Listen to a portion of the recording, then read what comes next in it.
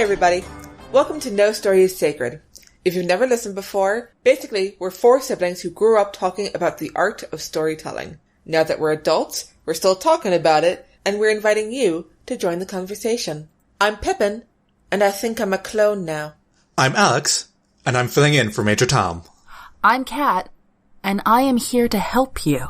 And I'm Brendan, and I wonder what the Sarang Corporation's mega credit income production's like. Whoa. You are a very specific type of nerd, and I love it.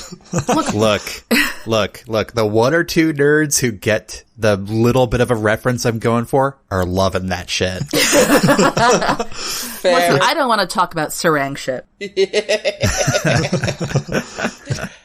All right. Today we're talking about the 2009 film Moon, so spoilers abound. If you want specific content warnings for things we may talk about, check out the show notes on nostoriessacred.com. Thanks to Ken for the request. Thank you, Ken. Woo! Woo woo! Thanks, buddy. For those of you who haven't seen Moon, the summary from Google is, astronaut Sam Bell's 3-year shift at a lunar mine is finally coming to an end, and he's looking forward to his reunion with his wife and young daughter. Suddenly, Sam's health takes a drastic turn for the worse. He suffers pain headaches, as opposed to, other headaches. It's as painful. Listen! Again, as opposed to the other kind. He suffers painful headaches and hallucinations, and almost has a fatal accident. He meets what appears to be a younger version of himself, possibly a clone. With time running out, Sam must solve the mystery before the company crew arrives. And that is Moon. Good night, everybody. The end. Can we get a little bit more in-depth with the story here? Of course. So, there's this dude named Sam, right? Hey, Sam. Played by Sam Rockwell. Convenient. Oh, and if you're wondering whether or not he dances in this film, guess what? He does. Of course. For no good reason, It's- but he does. I mean, But he does. It's character He can reasons. dance if he wants to. And he can leave his friends behind. Because if his friends don't dance, and if they don't dance... That no friends of mine or Sam Bell's. And how many Sam Bells are there? So many. Well, so many. That's up for debate. Is it? Aha. So it's not much of a mystery, right? They think they're a clone now, so... So, Sam is on the moon, harvesting something. There's exposition. Minerals. It's minerals. helium-3, guys. No. It's Yeah, whatever the fuck yeah, helium-3 is. It is a useful thing. It powers everything. Helium-free. It's What's H3, helium? whatever that is.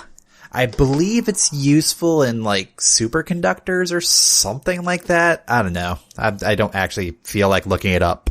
The point is, it is apparently abundant on the moon. And, Lunar Labs, has sent Sam, up to harvest helium-3. Lunar Labs. And it's a Wait, Lunar Labs, which is partly owned by the bad boss from the IT crowd. Nice. Wait, was that... Didn't you notice his plummy British accent? Oh shit, it was. Yup. Oh, I'm sensing a crossover. We'll save that for the game. Sorry, go on. And so, it is a 3-year commitment, as opposed to a 3-hour tour. It's a contract job. It's a contract job. Yeah, and at the end of 3 years, he goes back to Earth, a new guy comes up. Straightforward, yeah. Come on. Yeah. I did a timestamp check for every bit of really interesting world building on this. And within the first 10 minutes, we find out that, that he's doing helium-3. We find out what helium-3, or whatever it is, so it's important. It has money. We know that he has 3 weeks left on his contract, which is good because he's getting a bit squirrely all by himself. Yeah. He should have live satellite communications. Brent, is there a word for where it's continuous, where you can just talk? Anyway. Synchronous? Real time. Synchronous. Thank you. However, we find out, again, first 10 minutes, that it's unfortunately been broken for some time. And that we meet... We're broken for 3 years. Weird. And we meet the only other quote-unquote person on board, which is an AI named Gertie, voiced by an actor who shall not be named.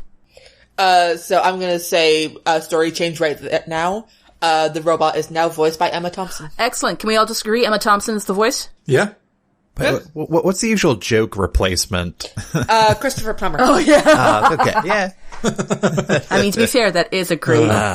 that's a great replacement. Yeah. I think both are great. I was just thinking, who would I rather hear? I'm like, Emma Thompson. Oh, yeah. Yeah, I did appreciate that, at least it's like, a male robotic assistant, because that is something, at least in current real life as well as popular fiction, you have the female robotic assistant, and it's a theme. It cuts out the potential, is there going to be a romance?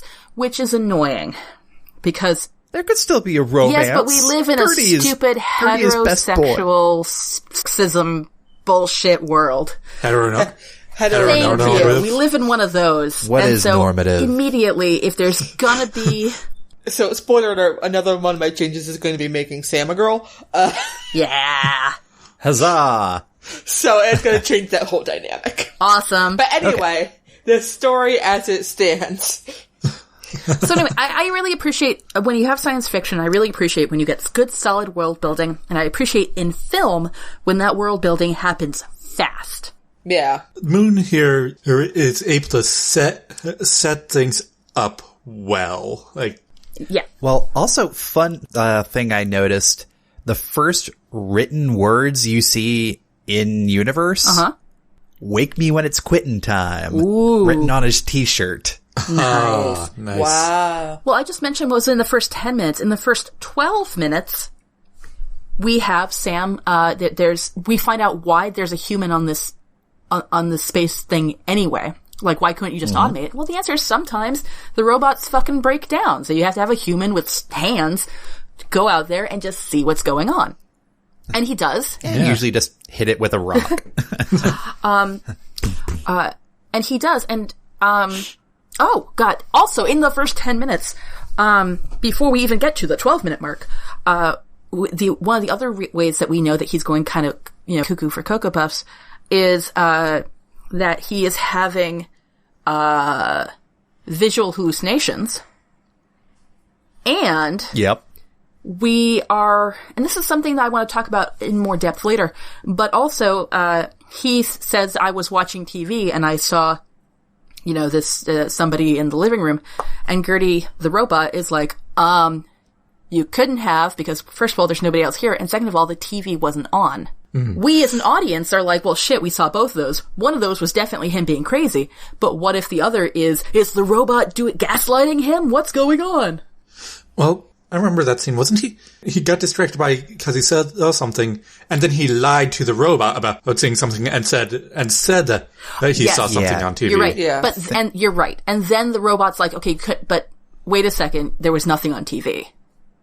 So either he was watching TV, had a hallucination, lied about the hallucination, and then also he turned out he was hallucinating the TV, or Gertie, the robot, is gaslighting him about the TV.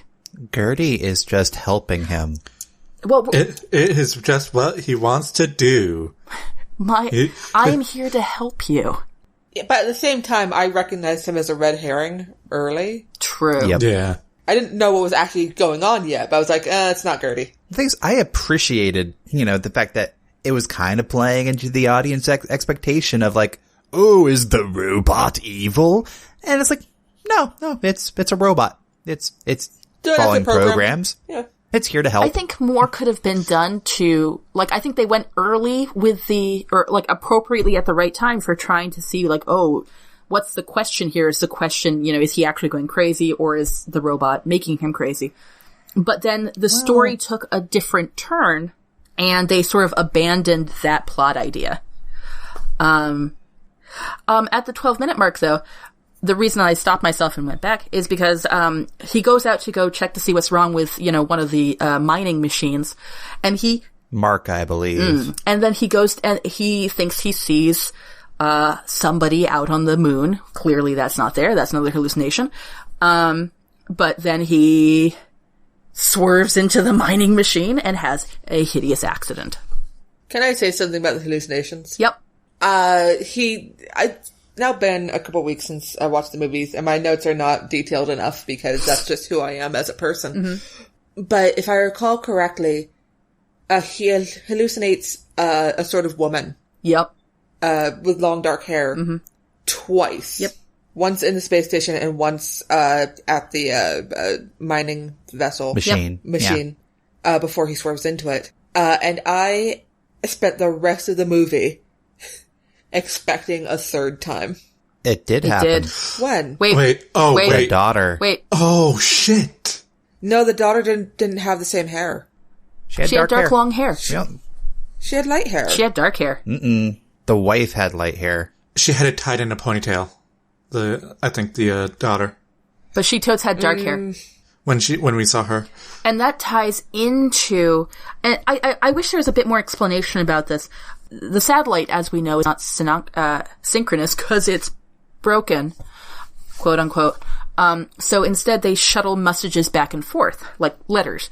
And these letters, particularly the ones from his wife, are, I think we can't explain this until we get to the clones. Well, send in the clones. Send in the clones. Come on. No being coy. Let's go. Let's go, clown. After the accident, Sam Bell wakes up in the infirmary. Mysteriously fully healed and not looking like he's... Yeah. I was so mad at myself. Because he wakes up in the infirmary, seemingly all better, and I was like, cool, science, medicine, whatever. What eventually happens is he realizes that something fishy's going on. Gertie traps him inside. Gertie traps him inside for his own good. I can't let you do that. It's dangerous out there. He talks his way out. He goes to the mining craft, and where he finds the body of Sam Bell. Hey, Pip. Yes. Hey, Pip. Could you say that he really found himself? He found himself. Good night, everybody. He found himself by having an out-of-body experience. And this other Sam Bell is still alive and beat up, and that Sam Bell still has the burn on his hand from when he got distracted from a hallucination earlier in the movie. And I was so mad at myself that I hadn't noticed that the new Sam didn't have the burn. Did he feel the burn? Yeah, he did. Okay, can we call the first Sam Bell, the one with the burn, Sam Prime? Just to keep this clear. All right. Sam Prime and Sam and 2.0. Sammy Boy. Sammy Boy. And Sammy Boy, yes. Sam Prime and Sammy Boy. Wait, Oh, God. but here's the thing. Are we ever going to talk about the Sams who's on Earth? The Sams who came before. Oh, God. To all the Sams we've loved before. We'll get there. We'll get there. You get a Sam. For now, you get a Sam. Everybody gets a new Sam. Besides, I know what to call the Sam that we are not yet referencing. We'll be fine. We just gotta get there. Okay. All right. Okay. So Sammy Boy, is 3 years younger and a lot angrier, and I appreciate. But also, he's all like, I'm tan, I'm doing my jump roping. And Sam Prime, you are not looking too good, buddy. And Sam Prime's like, fuck you, I haven't had to do leg day in 3 years. And I appreciate Sam Rockwell and his ability to show the character development that must have happened between the two Sams. Yes. Yeah, he plays off against himself really well. Actually, that to this film's credit, like, they do an amazing job with that. Yeah, the fun and games section of this movie was a lot of Sam Rockwell playing off himself. Yeah. But you can clearly see how one Sam leads to the other. Yeah. Like, Yep. Yeah. Like, you don't get the sense that they are two completely different people. You get the sense that this one of them is the same guy who's seen some shit. or not seen some shit, as the case may be. Well, also one of the things I really appreciate, so the, Sammy Boy is, a little rougher, a little angrier, really kind of, easy to anger. And around the same time that we're finding out about, that the live satellite's down, we find out that at some point or another, Sam Prime and his wife back on Earth had marriage problems. Mm-hmm, yeah. And what's great is that when we see Sammy Boy later, we're like, yeah, no, I see why we had marriage problems. Yeah.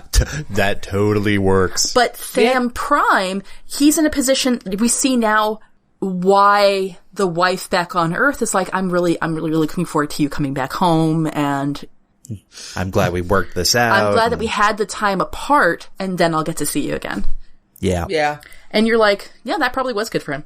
Yeah. So this section of the movie where we basically have the interplay between Sammy Boy and Sam Prime, correct me if I'm wrong, but a reading I was having into this was kind of like a big metaphor of a person living with a parent who is currently like dying / going through dementia. Oh. Was that kind of a reading that is understandable? I mean, kind of like the frustrations of the young and the old at the same time. I could see that. Could you elaborate? No, just like the frustrations of Sammy Boy about like, why aren't you helping me out with this one task that that as far as Sam Prime is concerned is pointless. That kind of frustration. Also just having to care for Sam Prime and, distracting from the task at hand, that kind of stuff. It's the energy of youth versus the wisdom of age. The cynicism or the wisdom. Yeah. Yeah. Or the 3-year date. Well, I mean, but he's spent a lot of time alone, essentially. I mean, and a lot of people talk about, yeah, he talks to his plants. He's been apparently making this model of his hometown. Yeah. Which, by the way, is a tiny detail I absolutely love. Because Sam Prime only remembers making 3 of those buildings. And it's a whole town.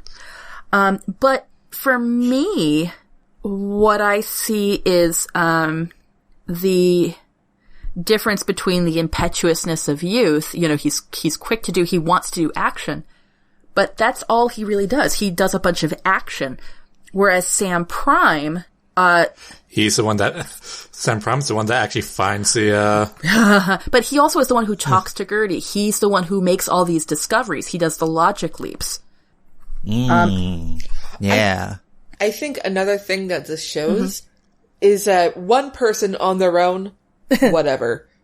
2 people, suddenly you have someone to bounce ideas off, someone who's been making you think through things. someone to stab in the eye. Someone to stab in the eye. Hell is other people. And suddenly, you start problem solving. True.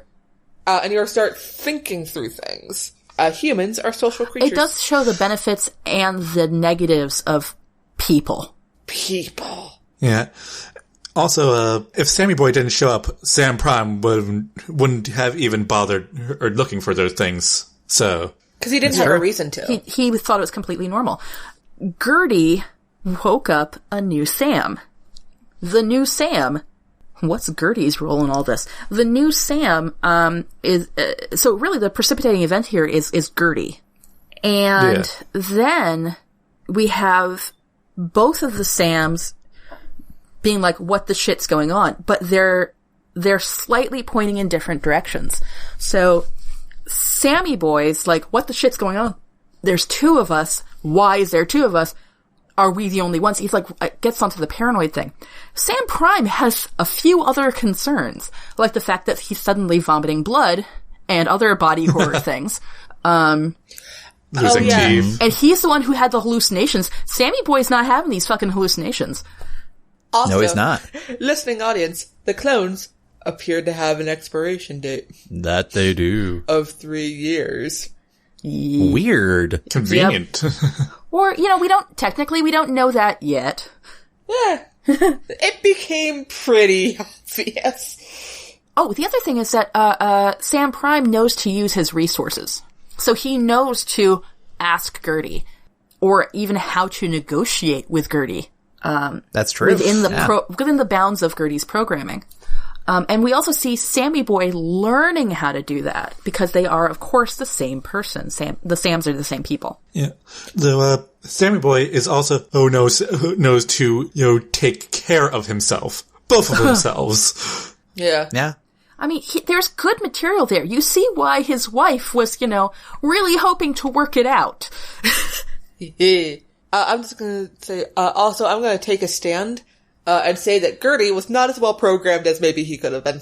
Actually, that was one of my notes, was program your AI better, lol. Oh, really? I'm going to say, y'all are wrong.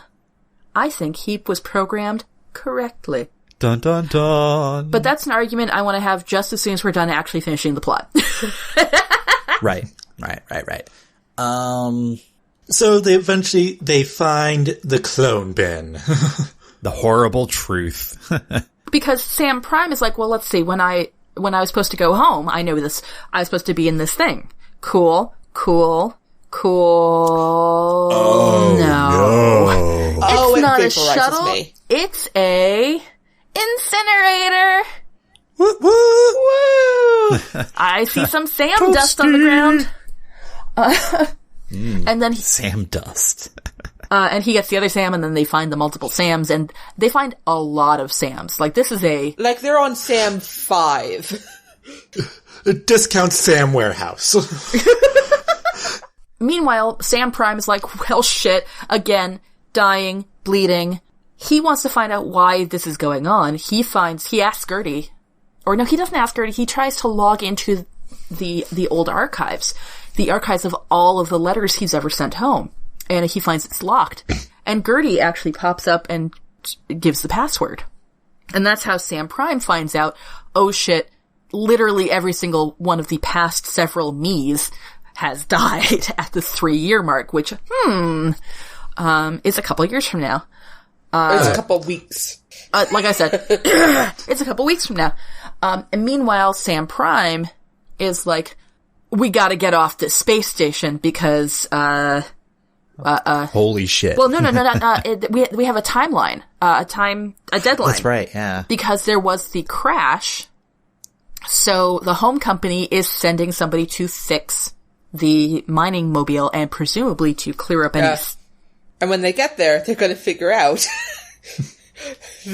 See their two Sams go pop, pop. Yeah. And clean everything up. Yeah. So basically they're both running against a mortality clock, as it were. They are, but very different ones. One's more inevitable than the other. Mm-hmm. One's more violent than the other. And Brendan, that's where I think that your thing of youth versus age really comes in. Yeah. No, I mean, I that was a theme I was picking up definitely over the course of the movie. And how at the end they have to work together. They do.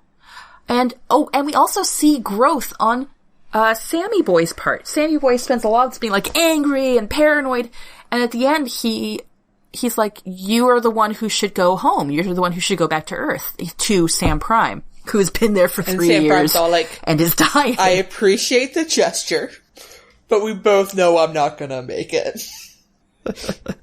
My spleen just fell out.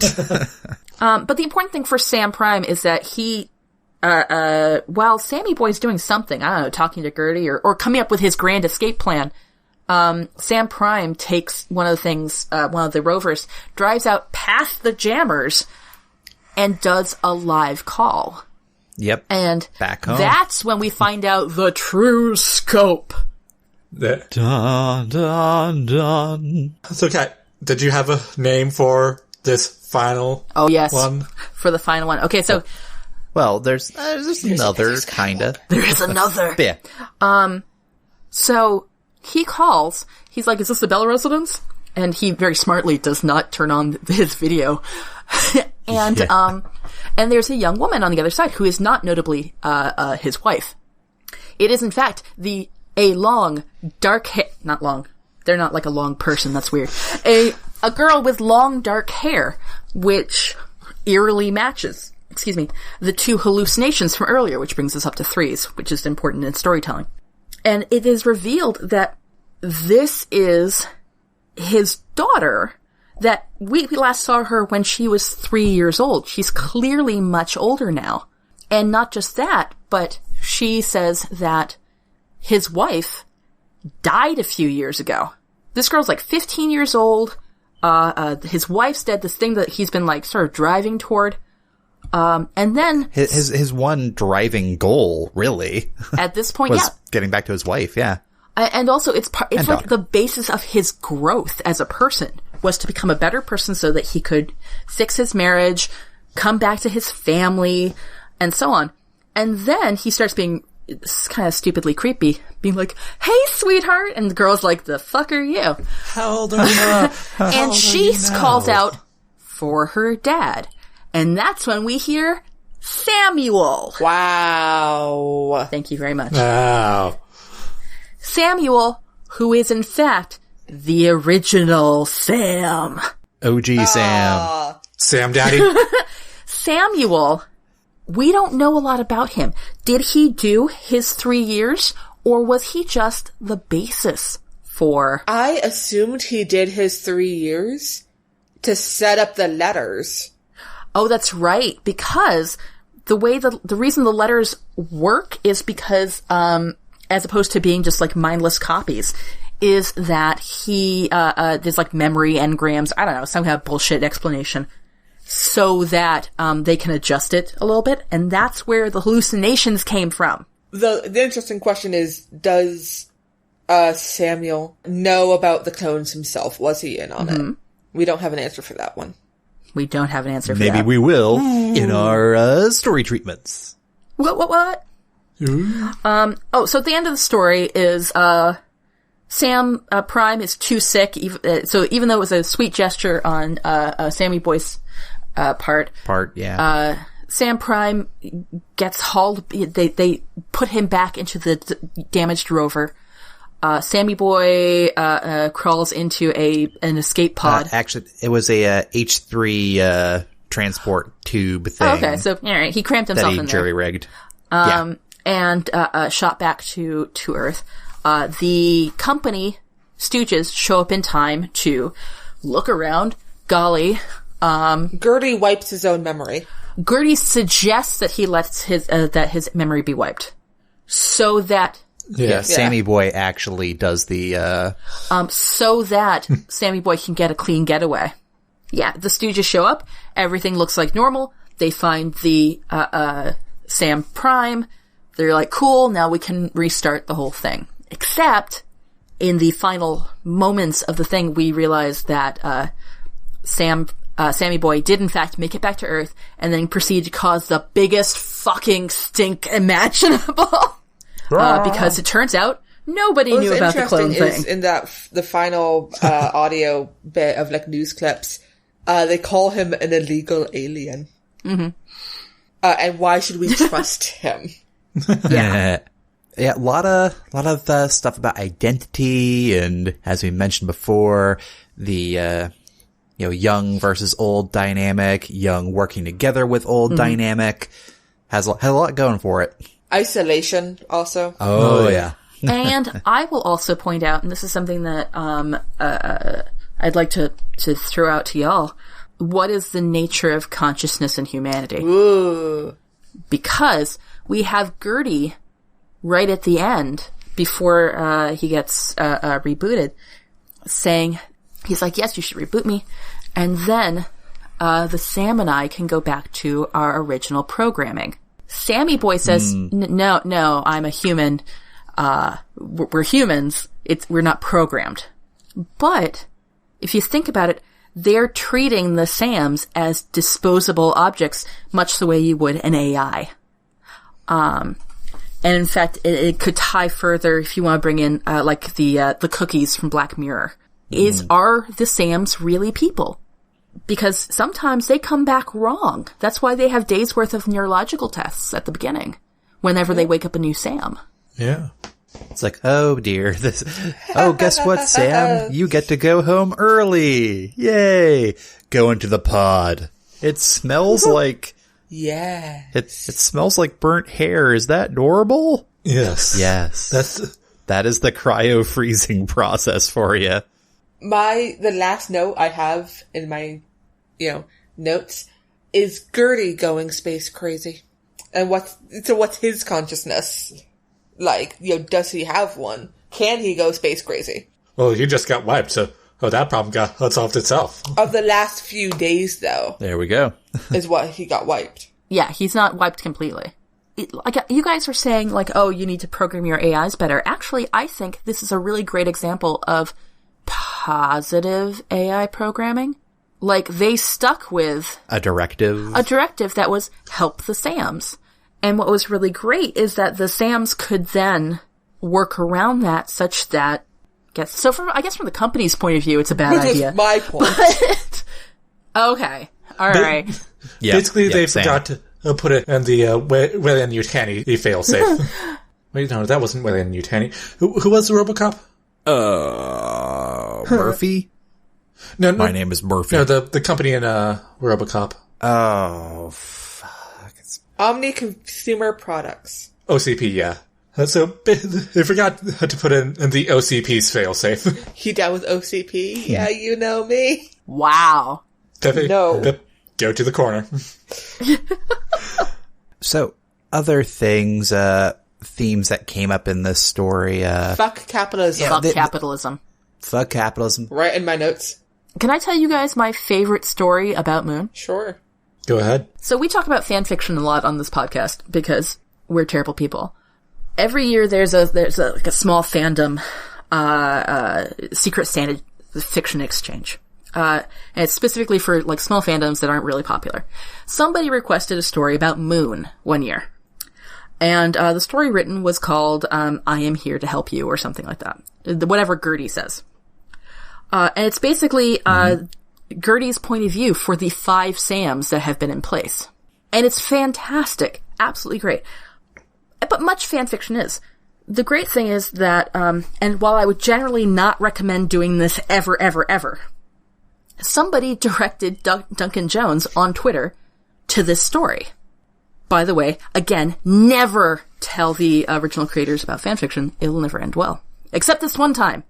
Because Duncan Jones apparently went to go read this story, loved it, and left a comment talking about how this writer really understood, really got it, and he's just so happy and, just really amazed.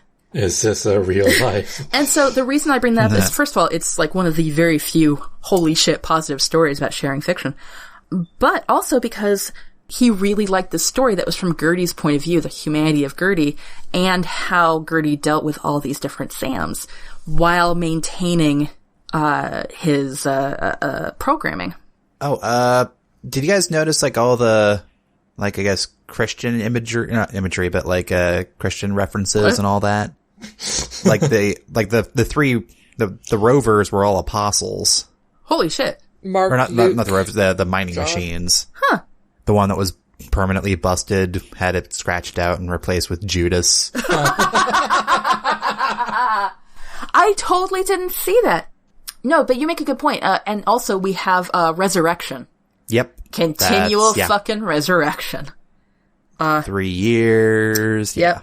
You could go really stigmata with stuff. He got wounded on his hands and so on. What? And his feet were fucked up near the end. Because he was busy limping around everywhere. And would you call this a kind of harrowing adventure?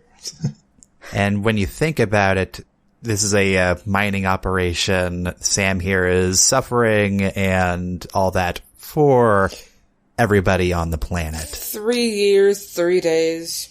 Oh, yeah. 3 weeks. Yep. Suffered, died, was buried. Yep. And then on the 3rd day, he rose again. Yep, all that happened. Oh, fuck. Yep. He does have to have several days worth of testing every time. Also, hey. Was a church mentioned in the model? I remember they talked about the different buildings in the model. I think you mentioned a chapel. I can't remember. I'd have to watch it. Oh no, we'd have to watch it again. Oh no. Please, wait, stop. Hey, what does GERTY? GERTY's an acronym. What does that stand for? Probably, Don't look it up on Urban Dictionary. That's what I've learned. I don't think they actually define it. Ooh. So GERTY's in relative dimensions in space?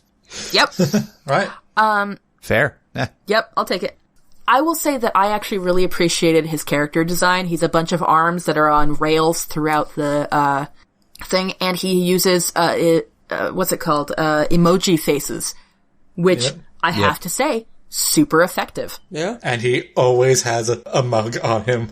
I think we've talked at length about the plot of Moon there, and I think there's definitely more to discuss. You know, we could probably spend an extra hour just talking about plot dissection and all that, but that's not really why we're here. Let's start talking about what we'd change or use, depending on how much you feel like copping out.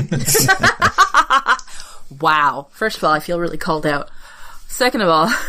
I mean, if nobody wants to go first, I can take a stab. What's I up? want to. I feel like going first. Ooh, okay, do it. go for it. Do Huh? it. Right. Beat us all out. Yeah. I'm going to change out the entire ending. Whoa. Son of a bitch. That's why Alex wanted to go first. Yeah. Sorry, dude. Basically, remove the cleanup crew as it is, and just not actually make them a cleanup crew, but actually just say what they actually were, the rescue crew. And then you get a good question of were they clones, or did Sam just actually go literally he's space crazy and there wasn't actually a clone there to begin with. The Brazil ending. Yeah. Basically, because at the end of the movie when they were doing the news clips, they kind of ruined it for me. I could see that. Sam. Because it was not from Sam's perspective. Like, it was like, it became a third person omniscient, sort of. Uh-huh. And through its addition, and just confirms what everything that Sam had seen, the clones and all that. Oh, so you're saying this is, I said Brazil, but this is an occurrence at Owl Creek situation. Yeah. Which for the listening audience is... We find out that he's getting hanged and it's all just a dream. It was a split-second fantasy before his own death. We talked about that during Passengers, right? Yeah. Which was another trapped in space story. Space crazy, man. Space crazy. Space crazy, yeah. That's a good point, Alex. That's a very good point. Also, Chris Pratt's character, or I forget his name, character has nothing on Sam. No, Sam's awesome. All the Sams. We have Sam's deteriorating health, but we also have healthy Sam that's with that. And that's kind of more of a Tyler Durden kind of thing going on there. Mm-hmm. That's Fight Club for those of you who, oh wait, no, fuck, that's spoilers, super spoilers.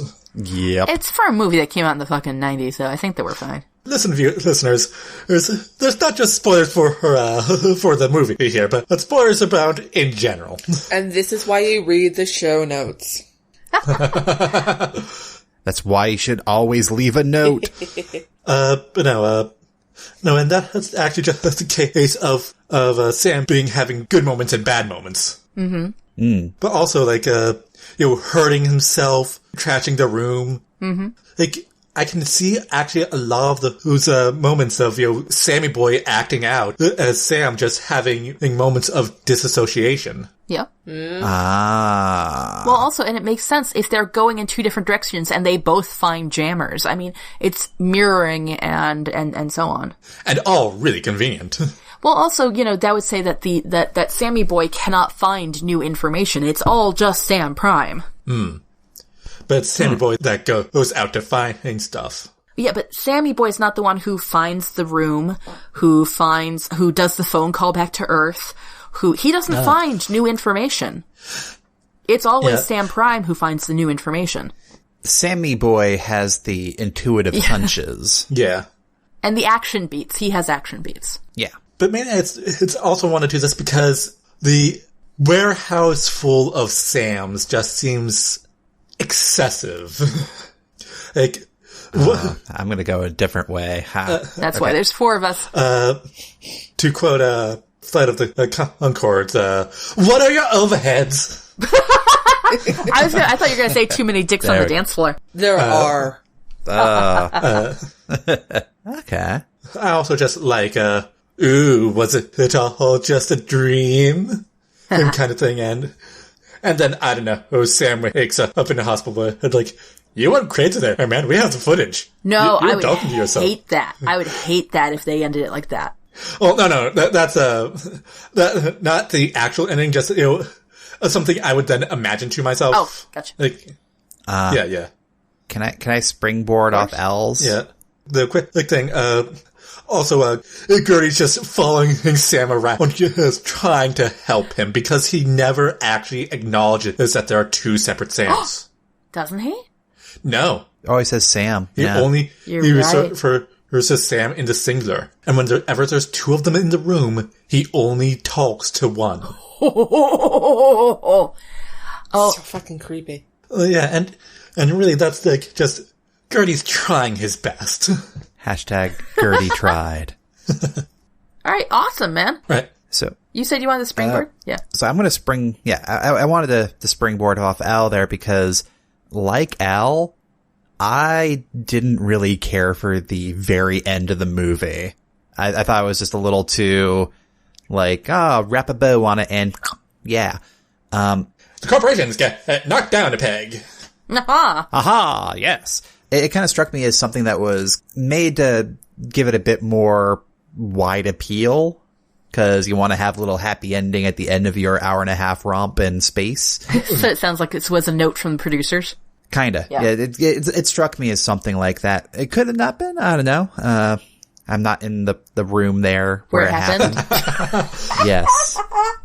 What I'd change is I'm gonna go for the super downer ending. Oh. Everything's playing out the same. We've had reminders from, this AI or whatever that the cleanup crew's on the way. No worries.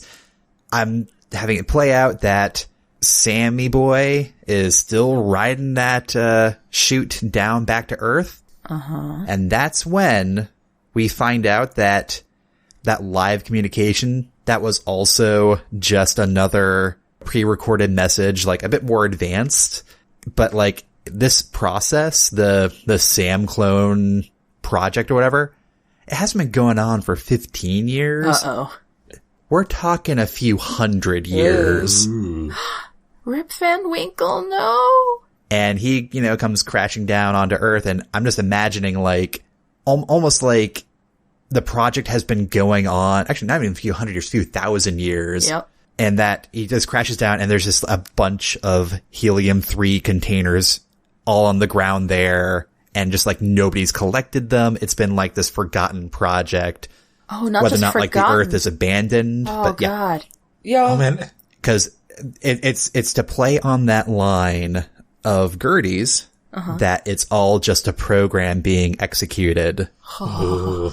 And we saw how many Sams there were Yep. in the Sammy warehouse. Thinking about it, it makes zero sense to have that many Sams. Because surely technology would advance as such that you'd have to replace all the equipment to make it more efficient anyway? Like there's a certain, peak. There's peak Sam. Uh-huh. And you can clone people, but you can't... Not well. Yeah. But you can't have, like, a more efficient way of getting helium-3? Well, I will say that the cloning thing, I think that the 3 years was a built-in... So, I'm not sure if this was part of the plot or not, like in the movie, or if I'm pulling it from that fantastic fanfic. But I believe that the 3 years was a built-in failsafe. Well, yeah. Eventually, Sam would notice, hey, why the fuck can't I fix this satellite? But no, I mean... I of course, he's not going to realize that technology should have advanced by now and stuff like that. But eventually, fairly shortly, that station becomes obsolete because technology moves fast. Well, that's why you make a new site. But all the Sams are there. With new Sams. There are more Sams that are really reasonable. My new short story, An Unreasonable Number of Sams. Coming soon. By John Green. In a world, I can only have one Sam and Belle per district. Thank you, Interdimensional TV. All right, So yeah, that's me. I just want to have the super downer ending. Yeah. can I jump off of you and Pip? Sure. I know Pip hasn't actually gone yet, but jumping off of what Pip was saying about your thing, Okay. I was actually going to do something different, but I'm really enamored with the idea of what solves that problem, and also I think solves the realism problem that Alex had, is the big thing is that there's this room full of endless Sams. Well, fuck it. Why are there endless Sams? Why aren't there just 4 more? So you have in total a 10 to 15 year project, which I think is actually reasonable in terms of mining, and with some backup Sams in case some of them are broken. And then you can do the next phase where you improve all the shit and so on. Now, the reason that I think they couldn't do that in the film is because, well, when you have just 4 more Sams, fuck it, why don't you just wake all of them up? Sam Squad. And that's where my change comes in. Oh no. We have now, so they get Gertie to wake up all the Sams. Shit, that was what I was going to do. Oh, god damn it, I'm sorry. No worries. So they wake up all the Sams, and there's 4, and actually then we start playing more on the stuff that Brendan was talking about earlier with the I think it was Brendan, the multiple aspects of a person and so on. And then we get in an action thing where they're all like, we're fucking taking down this company. So they fuck around with the station, they use Gertie, they get the Jupiter crew who's coming to quote unquote rescue them. They set up a Home Alone trap for them. and then they knock down the jammers like they did in the movie. The movie ends with all 6 Sams that are currently viable. Crowded in front of the communication thing, dialing future CNN. Flirty Sam and posh Sam. Baby Spam. And we started calling him Spam. Oh no. and then Sam Prime, who's looking like the patriarch of this group, totally fucking beat up, just holds up a piece of paper and says, "We are Sam Bell, and here are our demands." End film. Nice. Because helium-3, fuck it, it's a fuel, isn't it? Yeah? Sam Bell somehow manages to create a super weapon on the moon. We're gonna blow up the moon! Anyway, I would love that. It's a different, it's a less quiet story, but I think it's got a bang of an ending. And I think it's more realistic in terms of what a business would do, like a corporation. I don't think necessarily I think clones apparently are the cheaper option here, but not long term, as Alex was, or whoever it was saying. Pippin, maybe. Anyway. So that's my story. And you're sticking to it. Unless I decide I want to do something else. All right, Pip. You've had approximately a couple of minutes here to come up with a different one. Okay. So, earlier, right, I said fuck capitalism. Yeah. Because fuck capitalism. But you know what else should fuck off? The patriarchy. So. Fuck the patriarchy. Sam is now a woman. Yay! And all the Sam clones. And, oh god. And then. Wait, is Sam 2 still called Sammy Boy? Yes. Yes. Okay. That's good. She's just very gruff. When women are socialized to be, helpful. Ooh. So, Sam's up there doing her best, trying real hard. She's just doing her best. Gertie, also voiced by Emma Thompson. Of course. So it's a very feminine atmosphere up there. Smells like Teen Spirit. It does. There are Lisa Frank stickers in random places because she thinks it's funny. That is funny. And then Sammy Boy wakes up because she's still having some troubles, but, you know, it happens. But because of the whole socialize to help each other thing, instead of being really antagonistic towards each other, they work together. Yes. So you get to the ending of the movie in much quicker time. Yeah, pretty much. And that way you can spend the focus of the rest of the movie in fucking over capitalism. Yeah, and then we can really focus on how angry they should be that this has happened to them. Because I'm not sure the original movie really focuses on... Because they're mad about it, but they're still sort of in the problem-solving stages. Uh-huh. But they're all like, did our company lie to us? And I'm sitting there going like, y'all are clones. It's kind of obvious that they lied to you. Well, also, like, why aren't we having any existential problems? Like, I would have a lot of existential problems about being a clone. Yeah. What did it actually say in my contract? I waive the right to any clones of me that get made. Oh, shit. That's why you read the fine print. I thought that was a joke line. But, you know, one of the themes of the movie is how workers are seen as expendable. Yep. By capitalism. And also, under the patriarchy, women are objects. Mm-hmm. And to be used as the man sees fit, which is awful. And they become uncomfortably aware of how literal that can be. Ooh. Hmm. And then maybe they wake up all the Sams. And start a feminist commune on the moon. They've got the fucking energy for it! That was the plan all along, wasn't it, Pippin? I am here wasn't it? for feminist communes. I like how you make a feminist commune and my male Sams are like, we're gonna fucking blow up the moon! I mean, they also, you know, fuck over the company on Earth. Possibly with Lisa Frank stickers, who knows? They glitter bomb the shit out of things. Like, by being on the moon, are they automatically a dynastic cult? Or Diana? Artemis. Dynastic, yeah. Well, Diana's... Diana and Artemis are the same. Yeah. Shit, fuck, you're right. Just one's more Roman than the other. Which one's the Roman fucking one? Romans. Diana. Diana. As much as I love Diana, Artemis is the OG.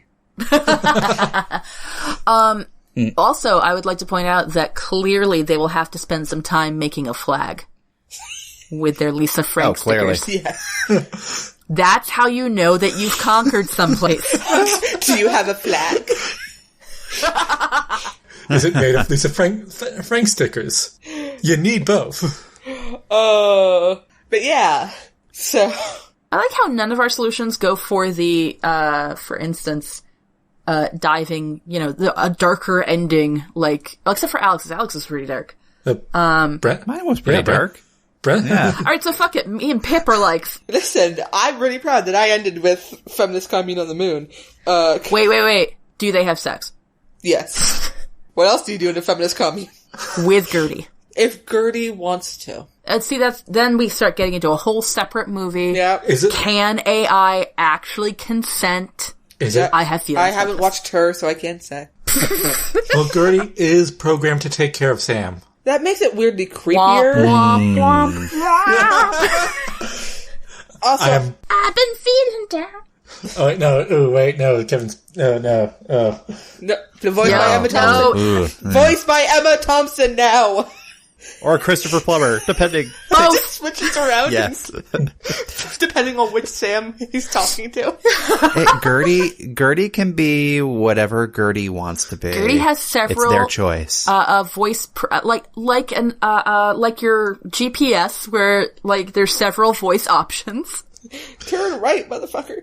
Also, I want everyone to know that one of the notes I have is directed towards the clones.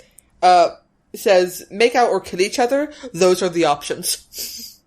They dance together. Dancing, it could be a metaphor. Yeah. Actually, they don't dance together. It's really just Sam Prime who's dancing at Sammy Boy.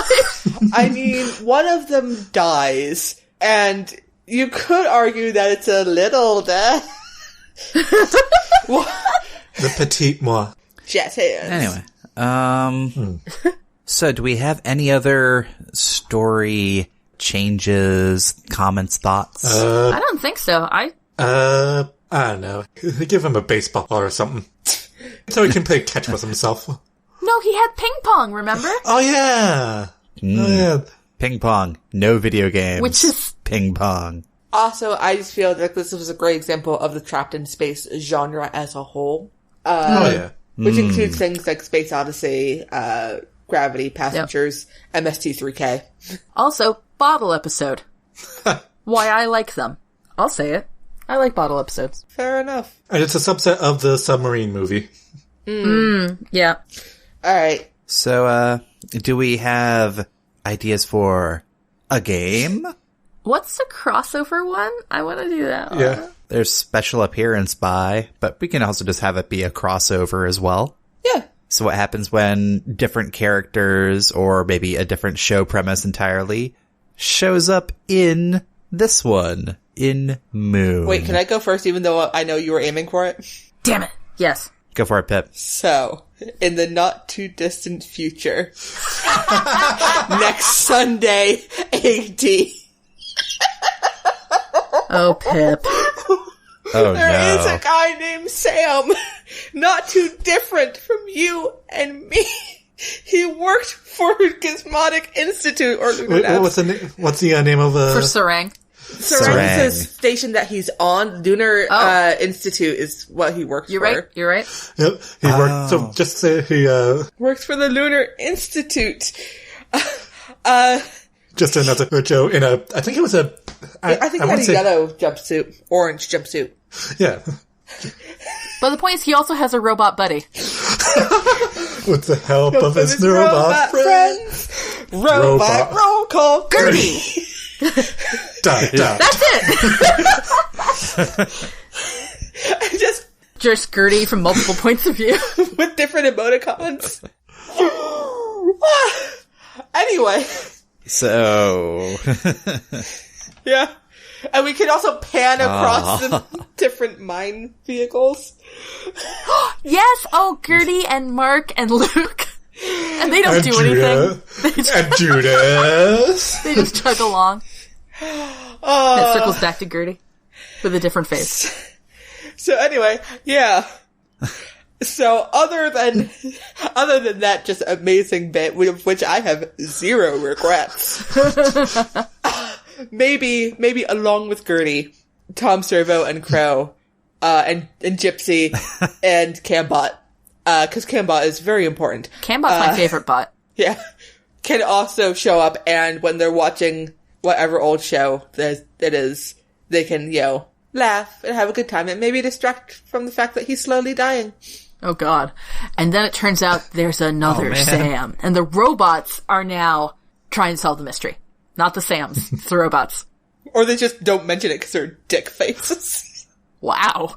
Which is also in character Yeah, for... I've seen the show. They're kind of assholes. Like, yeah, of course you're a clown. We're all clones. Like, no you're not. Yeah. Like, you guys are robots. You literally cannot be clones. Aren't all robots clones if they're made from blueprints? Yes, they are. Ooh. Existential crisis. And I can just imagine Crow waking up one of the clones just so he could even out the teams on a Ping pong tournament. on a ping pong tournament. We woke you two up because we needed doubles. And they make dumb clone jokes even before the clones are revealed. Oh my god. And I want Tom to show up in like a perfect white tennis outfit. Yes. Tom Servo. Yeah. Oh, wait. Is his collar popped? Yes. Oh yeah. I mean, come on. He's Tom Servo. There we go. That was the correct answer. And if you're wondering about helium-free and other science facts... Just repeat to yourself. It's just a show. You should really just relax. Alright, who's next? you are. Shit.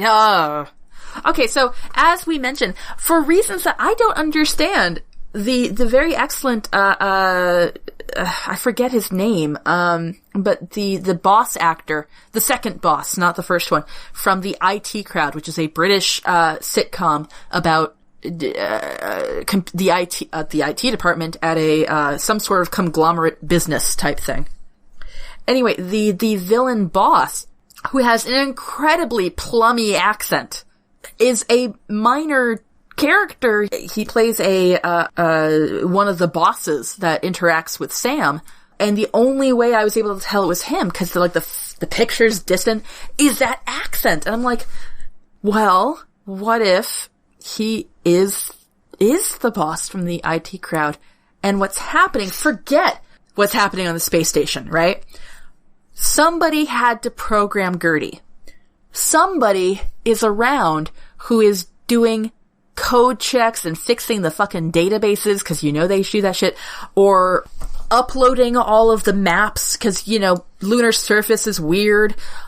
There has to be a human team back on Earth. Are you saying that Gertie was programmed by Moss? I am indeed saying that Gertie was programmed by the fantastically acted by Richard Ayoade, Moss, and the rest of the IT crowd team are the IT team in charge of that. So anytime we see Gertie being helpful, it's actually one of them. What's it called when IT takes over your computer briefly? Remote.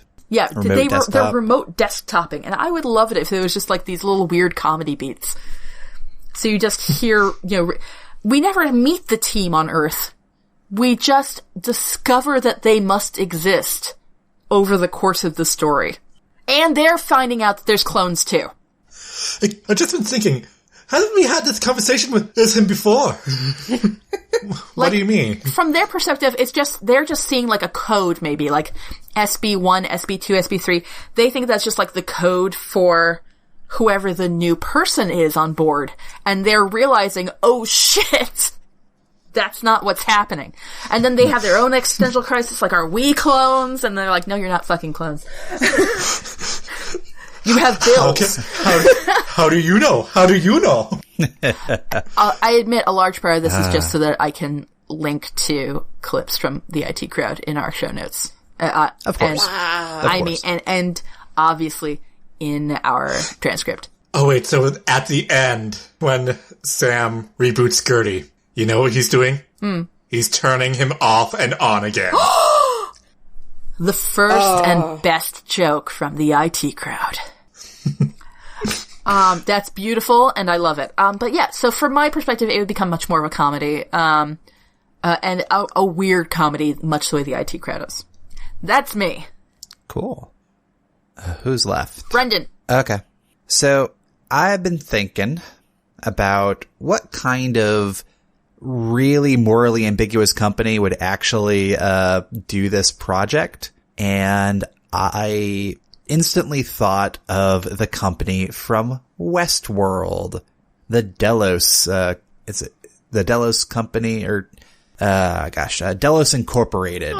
Now, if you get into the series as a whole, they do a lot of really shady stuff. Also, some light human replication studies, trying to, say, make programs from human behavior.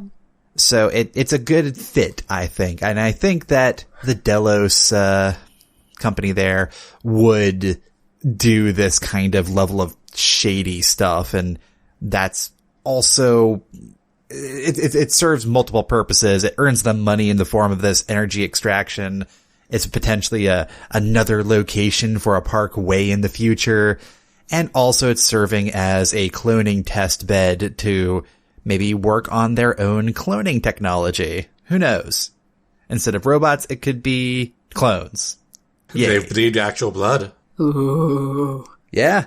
And they have an expiration date so you can control them better. And of course, Yay. if they're so expendable, you can do all sorts of things to them and it doesn't matter. Womp, womp, womp. But yeah, so that's the thought that I was having there was just, yeah, that very evil company from Westworld. Nice. And that left one. Right. And Earlier in the podcast, I got confused about which company did the 1980s science fiction companies. Like, there were a lot of those. A decade's worth, one might say. Yeah, but I'm going to reach back there, and I'm going to pull out Weyland-Yutani, who were the company in the Aliens franchise. Oh. Didn't they do mining too? They did mining, they did colonization, they did the space works. They also did shady shit. Such as, sacrificing an entire mining crew to capture an alien egg. Paul Provenza should have been ashamed of himself, working for a company like that. So, here, this is Weyland-Yutani back in their early days of shady space shit. How it all began. How it all began. And then they find an alien egg on the moon! I mean, it makes sense. Mm-hmm. I mean, apparently those things are like space roaches. Very gross. There have the Sams not only having to deal with, like, are we clones? They also have to deal with the, holy shit, is that a tall alien thing with a spike for a tail? The answer is yes. Okay. Like, there's an alien in my boot. So, and of course, because Weyland-Yutani is still a company in the future, they fucking lose because, of course. Man, I'm bleak tonight. I like how in this we all went for, with the exception of Pippin, the rest of us went for a fleshing out of the the company that would do this sort of thing. Except Listen. Pip. Well, wait, to a degree, Pip sort of did. In my defense, I was originally trying to find some way to justify using multiplicity, but I just couldn't get there. But you've managed now. Well done. Yeah. Well done. Thank you.